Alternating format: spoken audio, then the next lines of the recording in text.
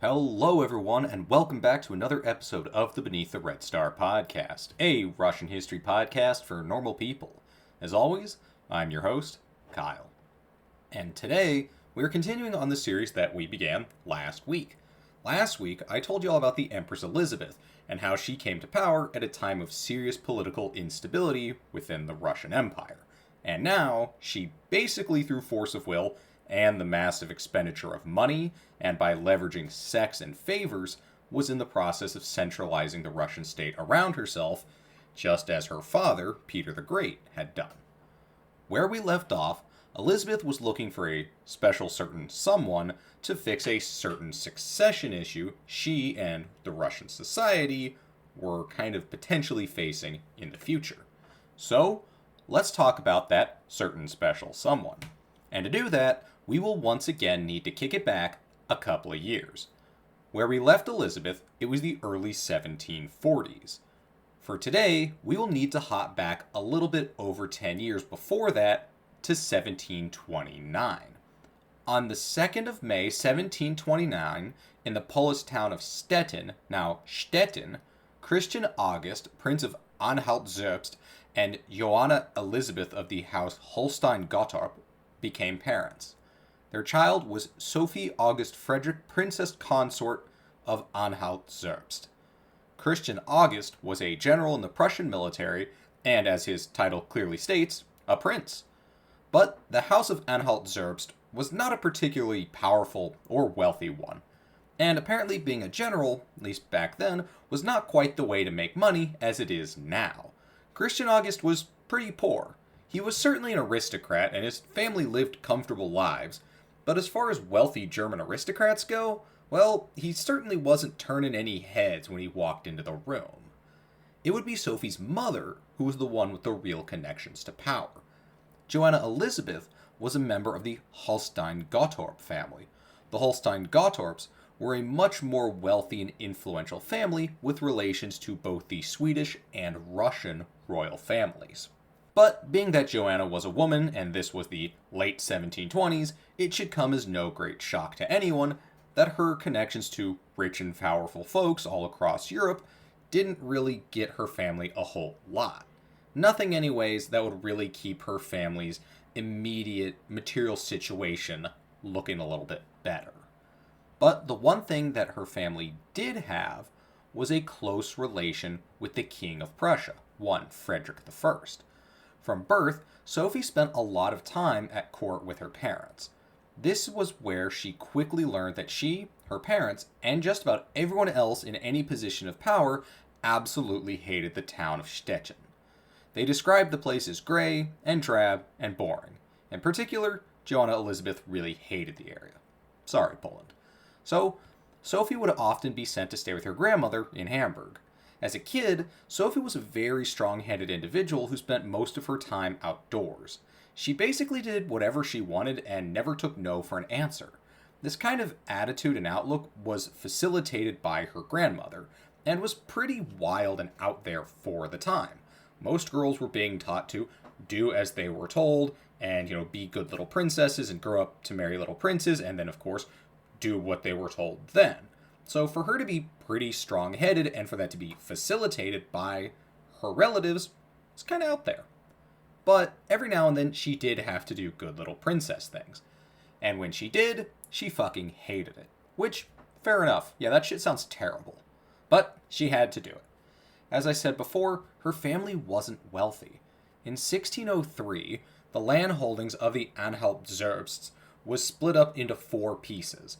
And then, on the lands that they owned, they were partitioned more and more as the lands were split up to give people their inheritance. So, by the time Christian August got there was barely anything left. This is all to say, they had to be really good at court stuff because they weren't the kind of people who could show up and just phone it in and get away with it. They weren't that influential. People needed to know who they were to kind of get any leverage, and if they didn't show up, they could potentially end up getting in trouble. So, Sophie got trapped at court with her folks. At the time, a German court had 2 major influences. As you may or may not know, Germany as a single country did not exist at that time. Rather, back then it was a bunch of little German kingdoms and little German-speaking areas that were controlled by other countries, places like the Holy Roman Empire or France. Prussia, where Sophie lived, was the largest and most powerful and most influential of these Germanic kingdoms. So there was no real kind of big German identity just yet.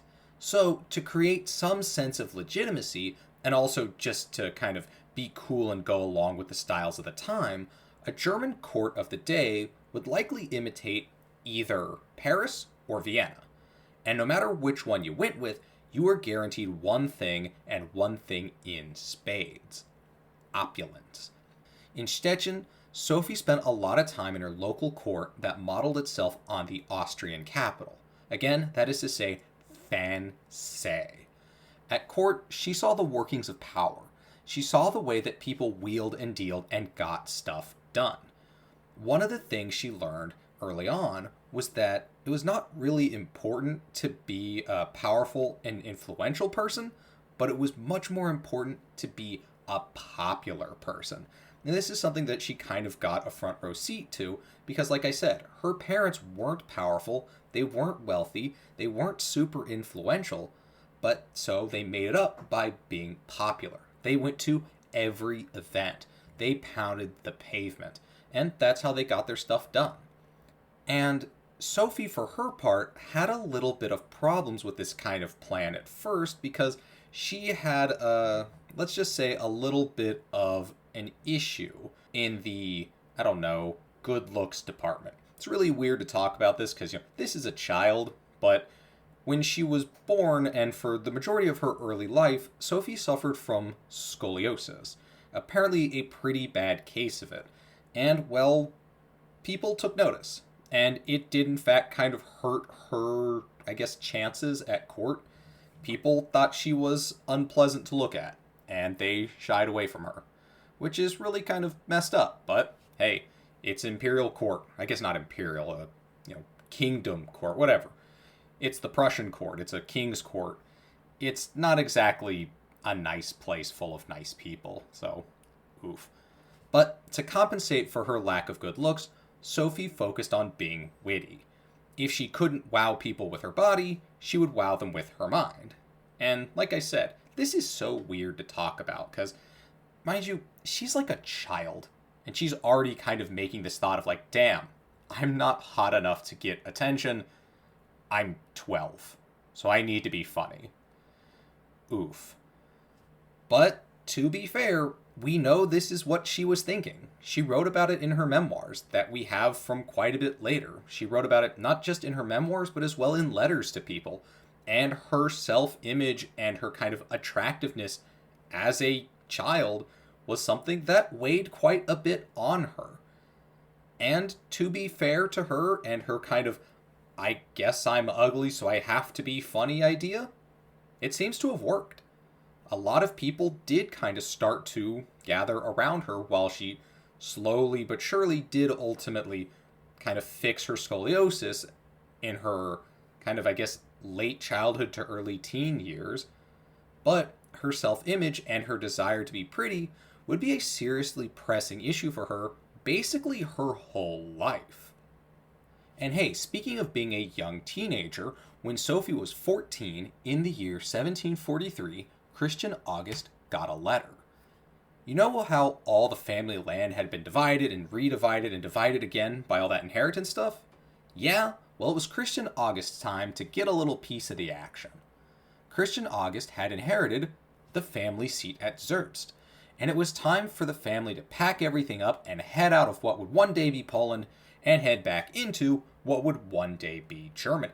And now that she was spending a lot more time in Germany, Sophie started spending time in other courts.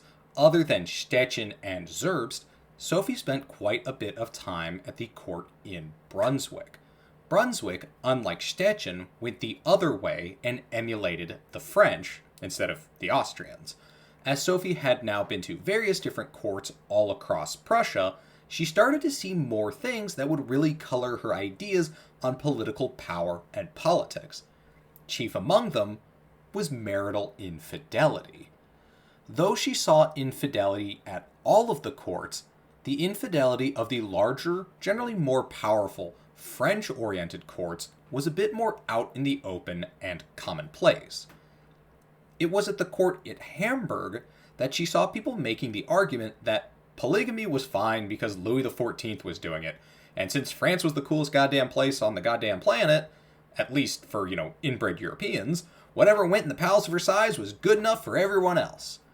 And speaking of inbred Europeans, Sophie started getting some attention as she grew older and started to kind of manage her scoliosis. You see, she was 14 now, and that is a perfectly acceptable age for her to be sold off to a man anywhere, and that man could be, who knows, maybe a relative, and many times older than her. Well, as long as they're powerful, influential, or rich. Or better yet, a combination of the three. At least that was the kind of, ideas of the time. The first suitor for the young Sophie would be none other than her uncle, who was in his mid-20s at the time. So yeah, yikes. I'll spare you the details, though to be fair, I don't know a whole lot about them, because, believe it or not, this was not a point I was super interested in. All in all, we know he was really into her, like in a really creepy and uncomfortable way. And the dude was enough of a creep to write all that shit down. And speaking of being creepy, seemingly no one in the whole family objected to any of this.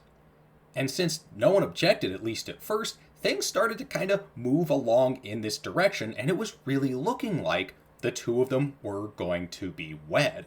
But fortunately, this relationship was not to be. Sophie's mother ultimately would object to the marriage of her brother and her daughter. So, yeah, geez, that's good. But it's not for any of the kind of moral reasons you might have hoped. Less good. You see, Joanna Elizabeth had serious plans for her family tree. For her daughter, for Prussia, and most importantly, for herself. Joanna Elizabeth wanted Sophie to marry up, and she knew exactly how to make that happen. Remember from last week, we talked a little bit about the new heir to the Russian throne, that being Peter III. Remember, he was needing a bride, and Elizabeth was on the lookout for one. Well, Elizabeth's sister Anna had married into the Holstein family, and Peter, originally named Karl Holstein, was the kind of scion of that family. So, Joanna Elizabeth, sensing an opportunity to leverage her family powers to attempt to betroth her daughter to, wait a minute, her nephew. Yep, Karl, now Peter, is Sophie's second cousin. So, since turning a family tree into a family wreath didn't seem to be much of a problem for Joanna Elizabeth, she reached out through the Prussian king, Frederick the Great, to get in contact with Elizabeth to help her figure out a new wife for her new heir. At the very least, I guess, Peter was roughly the same age as Catherine. So I guess at least we're kind of moving in a better direction. Outside of the incestuous nature of this marriage, the marriage was kind of a slam dunk for everyone involved. Let's start at the top and work our way down. The Empress Elizabeth was interested in having decent relations with the Prussians and maybe even having somewhat of a man on the inside with them. So, marrying Peter off to his powerful Prussian house that he was already related to, but again, whatever, I guess. That might just buy her that potential influence and goodwill. At the same time, Frederick I wanted someone inside Russia who might be willing and able to kind of do the same thing for him. So, having, a Prussian girl go there, well, that fills that. Joanna Elizabeth got the access to power and influence that she was interested in by marrying off her daughter and bringing honor and prestige to her family name and to Prussia. Sophie, who was aware of her role in all this, and while recognizing that she was making a pretty serious sacrifice for her family, was still interested in doing what she saw as her part for her family. And Peter, Well, I don't really know about Peter. I'm not sure he even necessarily knew that this was going on. So, I guess at least, as far as he's concerned, he's getting hitched. So, everyone has a vested interest in making this happen. Everyone is really on board with selling these children into an incestuous marriage. Fucking monarchy, man. Fucking nasty. But anyways, Joanna Elizabeth started talking to the Empress Elizabeth and got the ball rolling. Elizabeth was really picking up what Joanna Elizabeth was putting down. And to seal the deal, Joanna Elizabeth sent a picture of Sophie to the Russian ruler. Elizabeth, to accept the offer, sent back a picture of herself that was encrusted in diamonds as a gift and a show of approval. Now, this would be the first of a very, very, very incredibly long litany of gifts that Elizabeth would give to Sophie. So, I want to talk a second about these gifts. The issue of gift giving was a really big thing in Europe at the time. It was a way of showing people that you liked and respected them, while at the same time, kind of engaging in a bit of a pissing contest over who could give the fancier and more expensive gifts. So this gift that Elizabeth sent to Sophie was not only a sign of respect and a confirmation of her interest in Sophie's marriage to Peter, it was also a serious flex of power and wealth. And not just her personal power and wealth, but also that of the Russian Empire. Remember, while this is a pretty good deal for Sophie's family, it was not a done deal, and the Tsaritsa had to woo them as well. And then, much like now, Russia was known as kind of a backwards place, and it was known as kind of savage, destitute, and unrefined. So, Elizabeth was trying to show Sophie that not only is Russia and its ruler cool and rich, but also it's full of fun and fancy people who have tons of money and know how to use it. And well, that worked. In the early days of 1744, Joanna Elizabeth and Sophie headed off to Moscow at the request of Elizabeth. On the way, they stopped in at Berlin and met with Frederick I. This would be the last time Sophie would set foot in Prussia. And it was at this point that Sophie not only said goodbye to her fatherland, but also to her father. She was 14 years old. This was a very difficult moment for her. And to be fair, it was a very difficult moment for her father too. The two of them were close, and from what I can tell, they had a pretty close and loving relationship, and this would be the last time they would see each other. And this was very difficult for Sophie. It was apparently a very tearful, very emotional exchange as the two of them said their goodbyes pretty much forever. But Sophie had been sold off to the highest bidder. Or, well, it wasn't even as clean-cut as that. Arguably, and kind of the way I see it, it's even worse. You see, her family was so poor from kind of a wealthy European power vantage point that they couldn't even afford the dowry that they would have to pay when Sophie would actually get properly married to Peter. They had to borrow the money from Sophie's maternal grandmother. So Sophie was not simply pawned off to the most powerful person around, but her family went into debt to do so. So, yeah, if you haven't picked up on it yet, I'm not a big fan of this monarchy shit. Any system that depends on trading children like Pokemon cards is not one I'm really a fan of. And Sophie wasn't really a fan of this either. But she would write later that she understood her role and she accepted it, even if she wasn't a real big fan of it. And to be fair, it didn't really matter what she liked. The decision had been made. And now her family, her country, and her king were sending her off with the hopes and desires of all of them, saddled on her shoulders. Good little bit of stress, you know? But, as I said, the arrangements had been made. So Sophie and her mother set off on the long and arduous trek from Berlin to Moscow. Now, you might have noticed something here about the date, this being January of 1744. It's the middle of fucking January, And Sophie's going to Russia. What the hell? Yeah, maybe not the best time to be doing that, but hey, it's just the middle of winter. And boy howdy, that winter was a doozy. Long before they even made it out of Russia, hell, before they even made it all the way out of Prussia, they ran into serious issues relating to the weather. And as she trekked farther and farther eastward, the weather only got worse and worse. And then a sign from the literal heavens appeared. This would be the Great Comet of 1744. This was a pretty cool thing where a comet passed over the Earth and was visible for multiple months all across Europe. So, for much of her journey, Sophie would have had that comet looming over her head. Now, when I say looming, I fucking mean it. At the time, comets were seen as signs of disaster and ruin. Now, that disaster and ruin, of course, could be for anyone or anything. But it does seem a little inauspicious for this one girl who set off on this massive journey that just so happens to have this giant albatross hanging around her neck for literal months as she heads off into the frigid cold unknown. But she finally reached the Russian border. And then things finally started to turn her way. You see, the trek from Prussia to Russia sucked.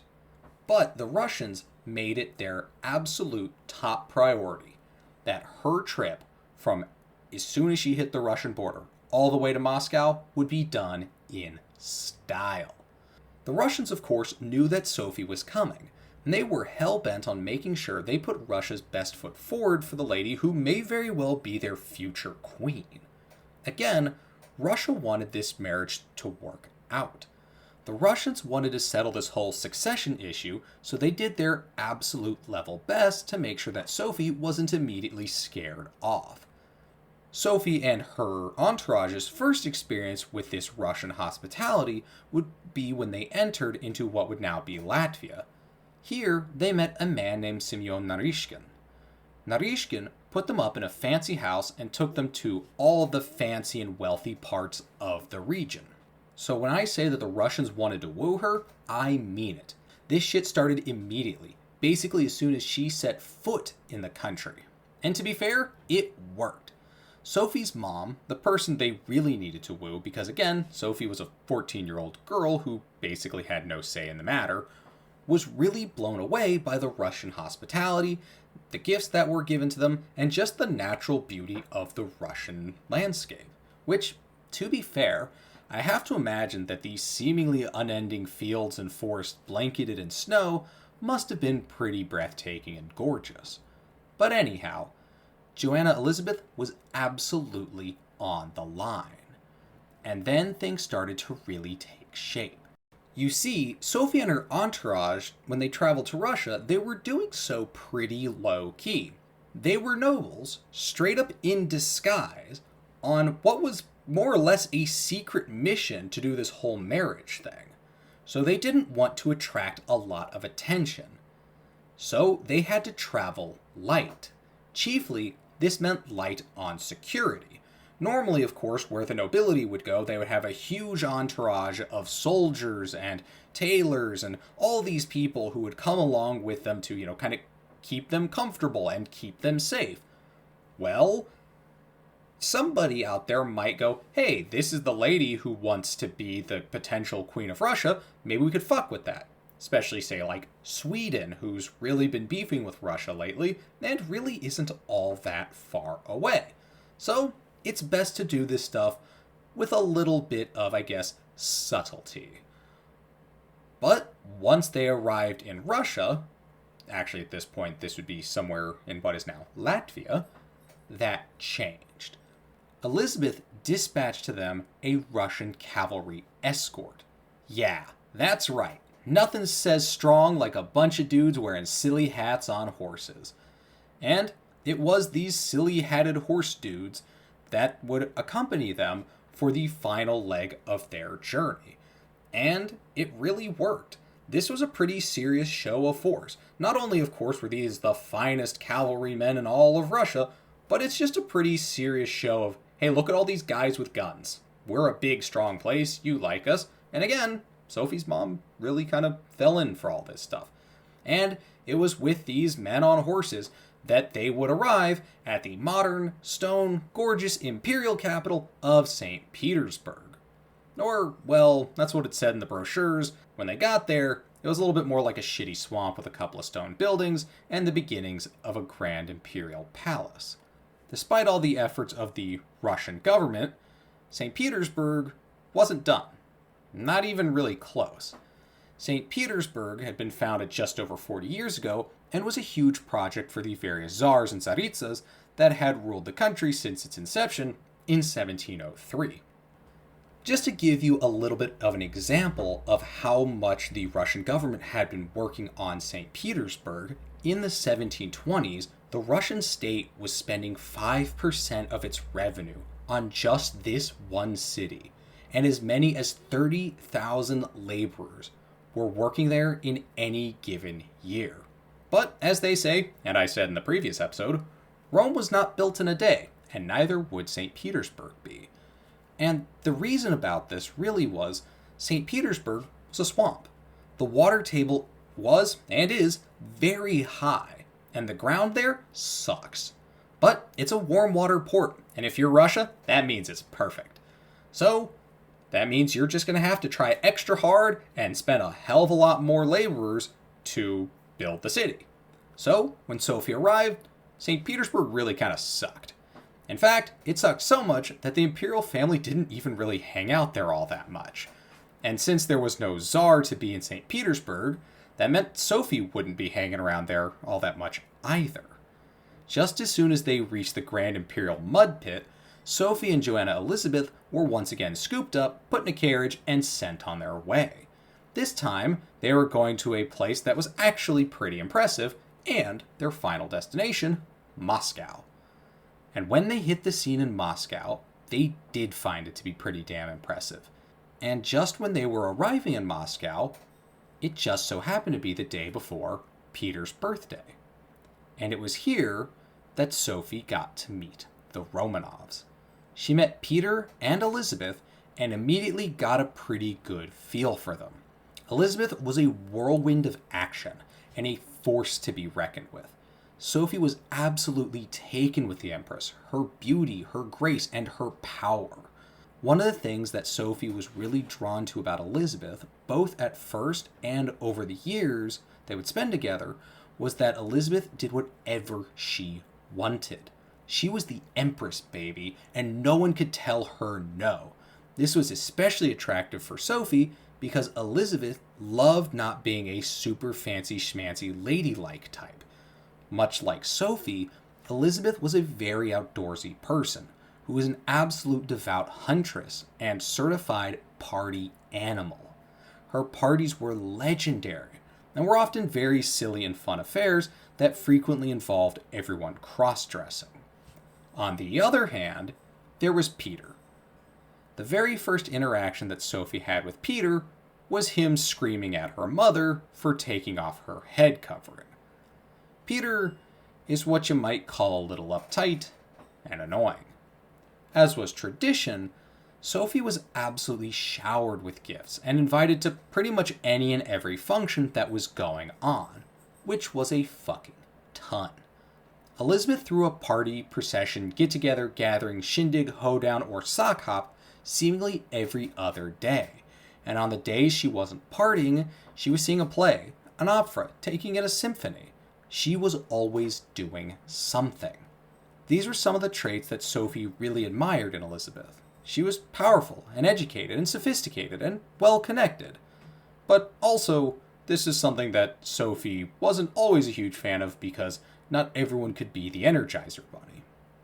And not long after hitting the ground in Moscow, Sophie found out that Elizabeth could be tender and caring as well. Not long after arriving, Sophie came down with a bad case of pleurisy, which is a pneumonia-like condition caused by inflammation in your lungs. In the now times, pleurisy is not usually a serious threat, but back then it was the 1740s, and people died from everything back then, because medicine was composed of praying and draining your blood, so this was a pretty big deal. Sophie's mom reacted in a very measured and normal way by locking her daughter away and not allowing anyone to help. She was certain that Sophie had smallpox and that the Russian doctors would kill her while treating it. She claimed that her brother had died a few years back because of smallpox treatments administered by Russian doctors. And you know what? Well, I was kind of joking before when I said Joanna Elizabeth was being kind of, silly. But maybe she was onto something here. Maybe just taking your chances with a bad cough might not be the worst idea when the other option is a guy who has a lifetime membership to Leeches R Us. But pretty quickly, this graduated beyond just a bad cough. And yet, Joanna Elizabeth was not letting anyone look at her daughter. Sophie was clearly in a bad way and had become delirious from the pain. And finally, Elizabeth pretty much broke the door down and demanded that Joanna Elizabeth step off and allow the doctors to treat Sophie. And you know what the treatment they recommended was? That's right, bleeding. You know that red stuff in your veins you need to live? Yeah, well sometimes you just got too much of it, and that's probably why you ain't breathing right. And when I say they bled her, I mean they did so with a vengeance. Sophie was bled as many as 4 times a day by the court doctors. And the whole time this was going on, Elizabeth was there with her. Elizabeth would spend long hours sitting with Sophie, looking over her as she recovered in bed. And then, when she wasn't there, she would go to church and pray for her. Peter, on the other hand, was nowhere to be found during any of this. And guess what? Despite the Russian doctor's best efforts, Sophie lived. And everyone was really excited about that. This was a cause for celebration. And not just in Russia. In Prussia even, Frederick had gotten pretty spooked about Sophie dying and was pretty fucking hyped that she didn't. Elizabeth went absolutely hog wild when Sophie recovered. The first thing she did was shower her in gifts. Gifts likely more than 10, 15 times more valuable than my annual salary. And then Sophie saw Peter again. Now, I want to say a few things about Peter. Peter would go on to be a not-so-great guy to Sophie, but it is important to know that the number one narrator of Sophie's life is Sophie herself. And well, we will talk about it later, but she has a number of reasons to paint Peter as a bad dude, and as a monster, and an idiot, and all kinds of other unpleasant things. So just keep that in mind. That being said, Peter was definitely not what you'd call a people person. He was incredibly shy, and mostly spent his time hanging out with his closest friends and acquaintances. But for his 15th birthday, Peter, her future husband, graced Sophie with his presence. And speaking of that marriage, I can tell you now that it did happen, but at the time, that was kind of really still up in the air. And Sophie's mother was not helping with that.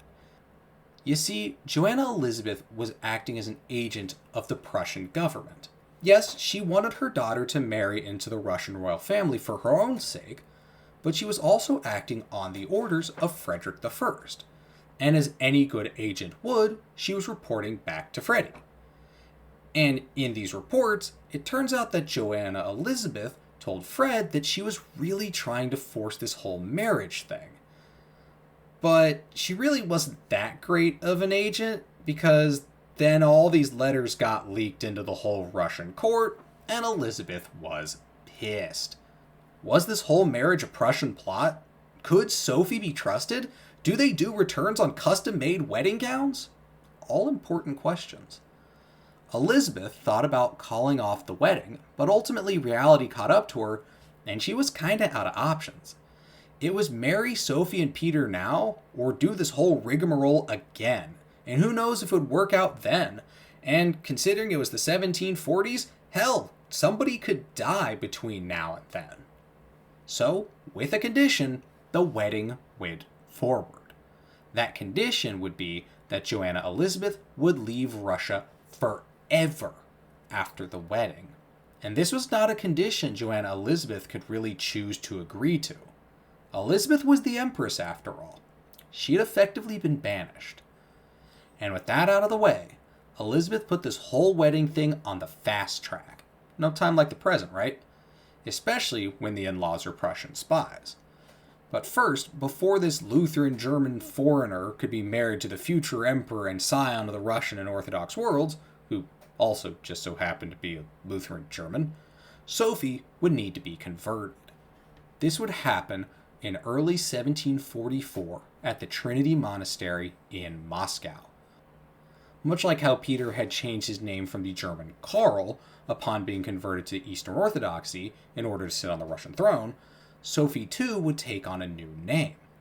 Her conversion and name change would really mark the start, kind of the beginning moment of the path that she would really be so famous for. It was at this conversion at this monastery in Moscow that Sophie August Frederick, Princess Consort of Anhalt-Zerbst, became Catherine, soon to be Grand Duchess of Russia and eventual Empress and Autocrat of all Russias. And with that, we'll have to come to a close for today. Thank you so much for listening.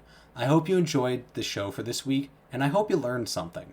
If you did enjoy this week's episode, or even if you didn't, please leave me a comment on whatever platform it is you listen on, as your feedback helps me to make the show better, and comments, well, they do help drive engagement and they make the algorithm happy. If you want to stay up to date with the show and get interesting tidbits related to Russia and occasionally pictures of my cats, you can follow the show at BTRSPod on Instagram. Again, I'd like to thank you all for listening. I hope you're all having a wonderful day, and I'll catch you for the next one. Bye-bye.